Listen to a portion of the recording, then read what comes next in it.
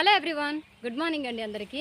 Friends, ఈరోజు వీడియోలో గుప్త నిధులు అంటే ఏంటి, గుప్త నిధులు ఎలా ఏర్పడతాయి, ఒకవేళ మీ ఇంటిలో కానీ మీ పొలాలలో కానీ మీ చుట్టుపక్కల మీ ఉన్న స్థలాలలో కానీ గుప్త నిధులు ఉన్నాయా లేదా అని ఎలా తెలుసుకోవాలి, ఒకవేళ ఉంటే కనుక మీ ప్రాణాలకు ఎటువంటి హాని కలగకుండా ఎలా వాటిని బాటికి తీసుకోవాలి అనే దాని గురించి పూర్తిగా ఎక్స్ప్లెయిన్ చేస్తాను. మీరు కనుక మా ఛానల్ని ఫస్ట్ టైం చూస్తున్నట్టయితే ఛానల్ని సబ్స్క్రైబ్ చేసుకొని వీడియోని ఒక్క చిన్న లైక్ చేయండి, ఓకేనా. సో ఫస్ట్ ఆఫ్ ఆల్ గుప్త నిధులు అంటే ఏంటి అనే దాని గురించి తెలుసుకుందాం. గుప్త నిధులు అంటే కనుక ఇప్పట్లో అందరికీ తెలుసండి. పూర్వకాలంలో మన పెద్దవాళ్ళ దగ్గర ఉన్నటువంటి డబ్బులు కానీ, ఎక్కువ అప్పట్లో బంగారం ఉండేదన్నమాట.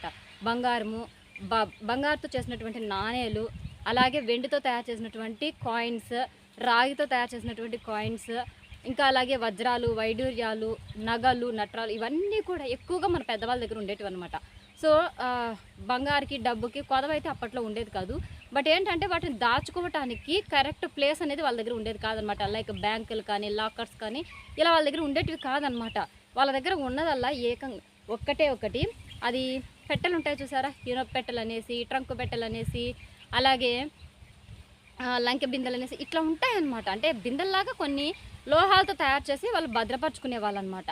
కానీ కొంతమంది ఏంటంటే అప్పట్లో కూడా దోపిడీలు జరిపేవాళ్ళనమాట. లైక్ వాటిని దొంగతనంగా ఎత్తుకోపోయేవాళ్ళు అనమాట.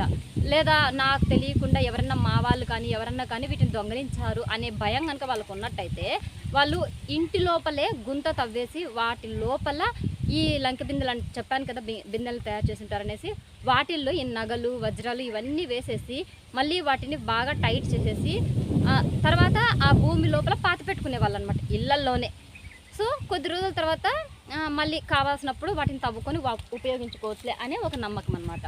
అయితే ఇంకొంతమంది ఏం చేస్తారంటే అప్పట్లో ఇల్లు కట్టుకునేటప్పుడు గోడల మధ్యలోనే ఈ బిందెల్ని పెట్టేడాలు, లేకపోతే ఈ పెట్టెల్ని పెట్టేసి ఇల్లు కట్టేడాలు అలా చేస్తారనమాట. అవసరం ఉన్నప్పుడు తవ్వుకుందాంలే అనేసి. ఇంకొంతమంది ఏంటంటే ఇంటిలో కానీ ఇంటి గోడలో కానీ పెడితే వాటిని మళ్ళీ తవ్వితే కనుక ఇల్లు నాశనం అవుతుంది అనే ఉద్దేశంతో పొలాలలో గుంతలు తవ్వేసి ఆ గుంతలలో ఈ బిందెల్ని, లంకె బిందెల్ని, అలాగే ట్రంకు పెట్టెల్ని, ఇనప పెట్టెల్ని, వాటి లోపల బంగారు ఇవంతా కూడా వేసేసి అట్లా పూడ్చిపెట్టేవాళ్ళనమాట. సో వాళ్ళకంటూ ఒక ఐడియా ఉంటుంది. సో ఈ ప్లేస్లో నేను పూడ్చిపెట్టాను కదా, మళ్ళీ కావాలన్నప్పుడు తవ్వుకుందాం అనేసి. సో ఇది నార్మల్గా చేసే ఒక ప్రాసెస్ అనమాట. కానీ ఇంకొంతమంది ఏంటంటే క్షుద్ర పూజలు చేస్తూ ఉంటారు. ఇంకొంతమంది ఎక్కువగా ఇట్లా తాంత్రిక తత్వాన్ని ఎక్కువగా నమ్మేవాళ్ళు అనమాట.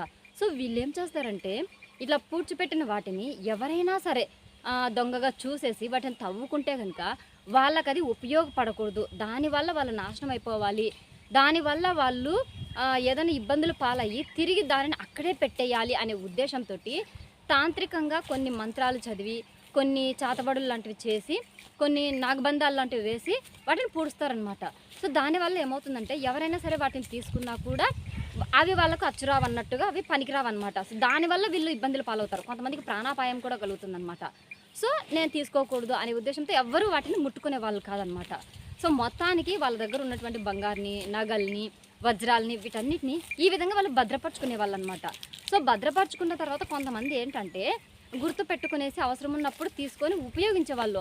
ఇంకొంతమంది ఏంటంటే మర్చిపోయే వాళ్ళు అనమాట. సో ఇంకొంతమంది ఏంటంటే సడన్గా యాక్సిడెంటల్ లాంటివి జరిగి, అంటే ఇప్పుడున్నట్టు యాక్సిడెంట్ అని కాదండి.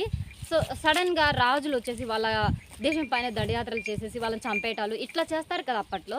సో ఇలా సడన్గా వాళ్ళు చనిపోవటం వల్ల ఏంటంటే వాటి గురించి వాళ్ళ ఫ్యామిలీలో వాళ్ళకి కానీ, వాళ్ళ వంశంలో ఎవరికీ కానీ, ఆ ఊళ్ళో ఉన్న వాళ్ళకి కానీ ఎవరికి తెలిసేది కాదనమాట. సో దానివల్ల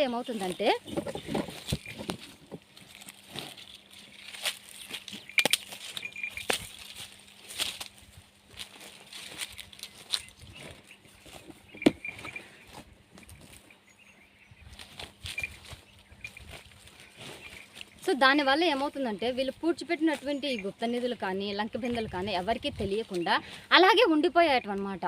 కానీ ఇప్పుడేంటి చాలామంది ఏంటంటే జేసీబీలతో పొలాలలో వర్కులు చేపిస్తూ ఉంటారు. కొంతమంది జేసీబీలతో ఇల్లులు పడగొట్టేసి కొత్త ఇల్లులు కడుతున్నారు కదా. సో ఇంకొంతమంది ఏంటంటే పొలంలో పనిచేయటం కోసం ఏంటంటే దున్నిస్తూ ఉంటారు ట్రాక్టర్లతో ఇట్లా వాటితో.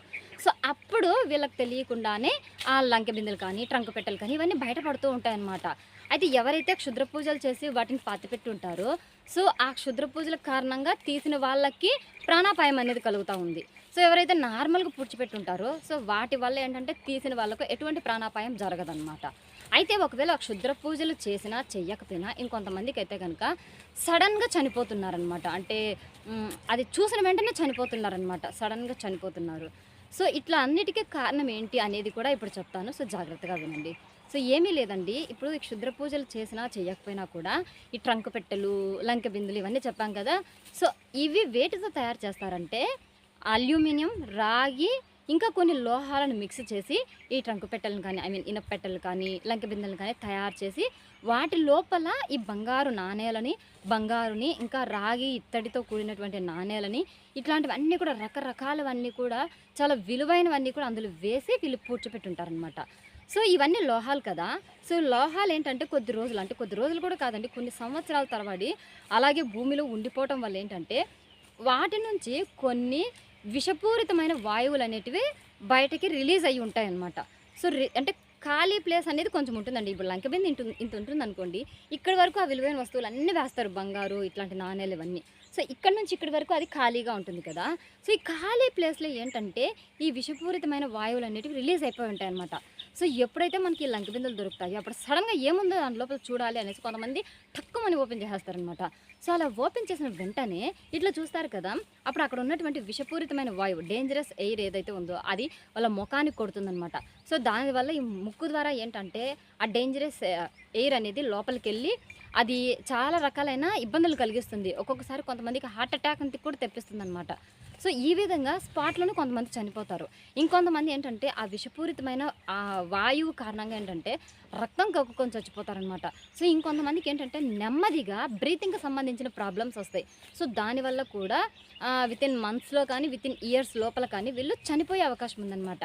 కానీ ఇదంతా చూసి కొంతమంది ఏమనుకుంటారంటే ఈ ఎయిర్ అనేది వాళ్ళకి తెలియకపోవడం వలన క్షుద్ర పూజలు చేశారు, లంకె బిందెలు వీళ్ళకి అచ్చు రాలేదు, సో గుప్త నిధులు వీళ్ళకి అచ్చు రాలేదు, అందుకోసం అక్కడే చనిపోయారు, కాబట్టి మనకు దొరికితే మనం తీసుకోకూడదు, ఎక్కడ ఉన్నదాన్ని అక్కడే పెట్టేయాలి అనేసి ఇట్లా అనుకుంటారనమాట. బట్ దాని వెనకాల ఉన్నటువంటి సైంటిఫిక్ రీజన్ అయితే ఇది. ఒకవేళ మీకు కనుక గుప్త నిధులు దొరికాయి అనుకోండి, ఇప్పుడు నేను చెప్పి ఈ టిప్స్ని ఫాలో అవ్వండి, దానివల్ల మీకైతే ఎటువంటి ప్రాణాపాయం జరగదనమాట. ఓకేనా. సో ఏమీ లేదండి, ఇంతకుముందు మనం చెప్పుకున్నట్టు ఈ డేంజరస్ ఎయిర్ అనేది రిలీజ్ అవుతుందని చెప్పాను కదా. సో ఈ ఎయిర్ అనేది మన బాడీకి తగలకుండా మన ప్రాణాలు పోగొట్టుకోకుండా ఉండాలి అంటే ఒకవేళ మీకు కనుక లంకె బిందెలు దొరికితే సో వెంటనే చూడకుండా నోటికి అలా ముక్కుకి మాస్క్ కట్టుకునేసి అట్లా ఓపెన్ చేసేసి పక్కనకు వచ్చేయాలన్నమాట, చాలా దూరం వచ్చేయాలి. సో ఒక 15 మినిట్స్ తర్వాత వెళ్ళి అందులో ఏముందనేది చెక్ చేసుకోవటం, తీసుకోవటం లాంటివి చేయాలన్నమాట. సో ఈ 15 మినిట్స్లో ఏంటంటే అక్కడ ఉన్నటువంటి డేంజరస్ ఎయిర్ ఏదైతే ఉందో అది మొత్తం కూడా బయటకు వెళ్ళిపోతుందన్నమాట. దానివల్ల మనకి ఎటువంటి ఎఫెక్ట్ జరగదు. ఓకేనా. సో ఇంకొంతమంది ఏం చెప్తారంటే మేము గవర్నమెంట్కి ఎందుకు ఇవ్వాలి, మేమే తీసుకొని ఉపయోగించుకోవచ్చు కదా, అసలు గవర్నమెంట్ తీసుకొని ఏం చేస్తుంది అనేసి కొంతమందికి డౌట్ అయితే వస్తుంది. సో గవర్నమెంట్ తీసుకొని ఏం చేస్తుందంటే కొంతమంది ఫ్రాడ్ చేసి వాళ్ళు యూజ్ చేసుకునే వాళ్ళు కూడా ఉన్నారు. బట్ రియల్గా దాని వెనకాల ఉన్నటువంటి పర్పస్ నాకు తెలిసి ఏంటంటే ఇప్పుడు బంగారు నాణేలు, అలాగే బంగారము, వజ్రాలు ఇవన్నీ దొరుకుతాయని చెప్పాను కదా. సో వాటిని బట్టించి మన పురాతన కాలంలో ఎలాంటి నాగరికత ఉండేది, సో డబ్బుల్ని ఎలా తయారు చేసేవాళ్ళు, ఐ మీన్ బంగారు, సో దాని వెనకాల ఉన్నటువంటి కొన్ని చరిత్రల్ని వీళ్ళు తెలుసుకోగలుగుతారనమాట. పురావస్తు శాఖ వాళ్ళు ఉంటారు కదా. సో వీళ్ళు ఏంటంటే వాటిని బాగా పరిశీలించి దాని వెనకాల ఉన్నటువంటి హిస్టరీని వీళ్ళు బయటకు తీస్తారనమాట. దాని ద్వారా ఫ్యూచర్లో మనకి ఏమైనా కావాలంటే వాళ్ళు డెవలప్ చేయగలుగుతారు, లేకపోతే రాబోయేది ఏదన్నా ఉంటే వాళ్ళు ఆపగలగడానికి ఇది హెల్ప్ చేస్తుందన్నమాట. సో అందుకోసమే వీళ్ళు తీసుకుంటారనమాట. ఓకేనా. సో మీకు ఏమి ఇట్లాంటి వాటిపైన ఇంట్రెస్ట్ లేదు, సో మాకు ప్రాణాపాయం జరగదు అని ఒకవేళ మీకు అనిపిస్తే కనుక, మీకు ఎటువంటి హెల్త్ ఇష్యూ రాకపోతే కనుక ఉంచుకోండి, తప్పలేదు. ఎందుకంటే మీ ఇంట్లోదే కాబట్టి, మీ పొలంలోదే కాబట్టి. అలా కాకుండా భయంగా ఉంటే ఒకవేళ దీనివల్ల నాకు ఎందుకు అనవసరమైన రిస్కులు, ఒకవేళ ప్రాణాల మీదకి రావచ్చు, మా పిల్లలపైన ఎఫెక్ట్ పడవచ్చు అని మీకు కనుక అనిపిస్తే ఇచ్చేయండి. ఓకేనా. ఏదేమైనప్పటికీ మీ యొక్క అభిప్రాయం అనేది మీ చేతుల్లోనే ఉంటుంది. ఓకేనా. సో ఇదే అండి ఇవాళ వీడియో. ఐ హోప్ ఈ వీడియో చాలా మందికి యూస్ఫుల్ అనేసి ఈ వీడియో చేశాను. మీకు కనుక నచ్చినట్టయితే లైక్ చేయండి, షేర్ చేయండి. ఇలాంటి మరిన్ని యూస్ఫుల్ అండ్ ఇంట్రెస్టింగ్ టాపిక్స్ కోసం మన ఛానల్ని ఇప్పుడే సబ్స్క్రైబ్ చేసుకోండి. Thanks for the watching. Bye and take care.